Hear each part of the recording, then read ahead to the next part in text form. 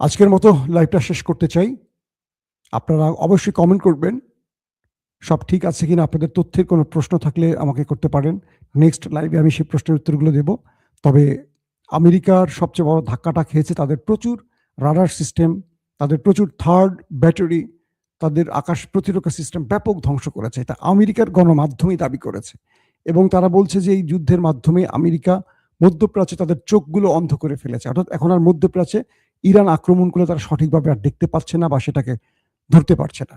আর শেষ কথাটি দিয়ে শুরু করব। সিরিজ অ্যাটাক এখনো সেই দৃষ্টিতে চলছে নেতা কাকুর বাড়িতে। সেই খবর তো আর দিয়ে লাভ কি, সেখানে তো চলছেই, কন্টিনিউ চলছে, সেটা বন্ধ হচ্ছে না। দর্শক, বিদায় নিয়ে আজকের মতো আমার জন্য অবশ্যই দোয়া করবেন। আপনারাও ভালো থাকবেন। আল্লাহ এই যুদ্ধকে বন্ধ করুক।